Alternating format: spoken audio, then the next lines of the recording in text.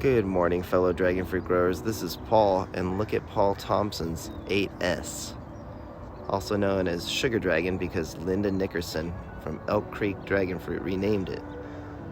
Now this is a hybrid of Houghton and Rixford, and this has been on the plant for about 45 days. You can see, here's the wiggle test. It's loose that way and that way, kind of twists, so that's when you know it's ripe. Also, you want to wait at least a minimum of 40 days in my opinion. You can see the coloring is nice, darker red skin, and the bracts are kind of drying up just a little bit and the green is fading off of them. So that's when you know it's going to be a perfect dragon fruit. So let me cut this, let me put it in the refrigerator for a bit, and let's go give it a nice proper review. So here it is, it's a 1/4 pound or 117 grams. Now, we can describe this fruit as deep red outside with a fluorescent magenta flesh inside. Now these will get up to 12 ounces. I've never seen them a full pound, but they'll get pretty close. All right, so let's go ahead and give it a cut, and let's see how it looks. Now it looks slightly overripe, so we'll see how sweet it is, but it looks like the fruit just is a little overripe in my opinion. I don't like it too much when it's this texture. I like it when it's a bit more softer and firm. Yeah, it's definitely a little overripe, but still delicious. I mean, I'm gonna really enjoy this, but I prefer to pick this at about day 42, something like that, when the bracts are still just a little bit more green. But it's still delicious, so don't get me wrong. All right, well, let's see how the BRIX score is.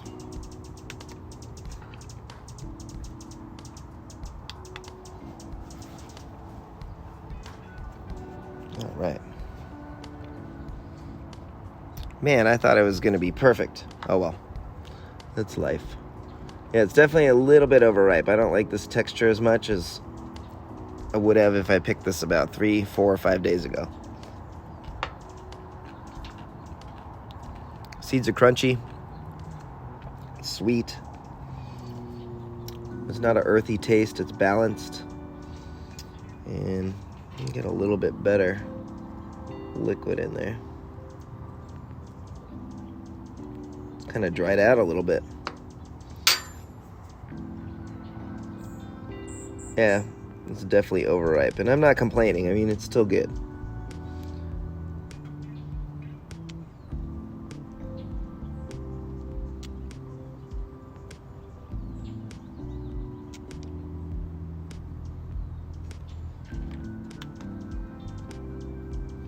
Okay, 19 7/10. Now these will get sweeter than that. My plant's younger.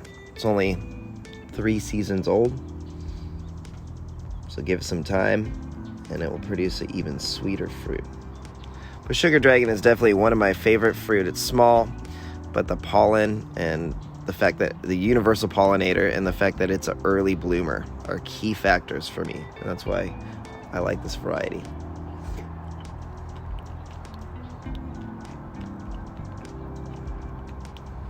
Even though it's overripe, it's still just delicious. Really balanced. There's this like minor kind of soapy flavor is how I describe it. That's not a bad thing. Don't think that that's a negative thing, but there's just this taste in it that is just this, I don't know, I call it slightly soapy. And you just get a hint of it. That's the only negative drawback I could think about this fruit. I still give this an 8.5 out of 10. My official score is 8.5 because of just all the benefits. It's small. You'll get plenty of fleshes. It's just an enjoyable fruit. So there you go, the Sugar Dragon. One of Paul Thompson's hybrids, 8S, and it's been renamed by Linda Nickerson out of Elk Creek Dragon Fruit.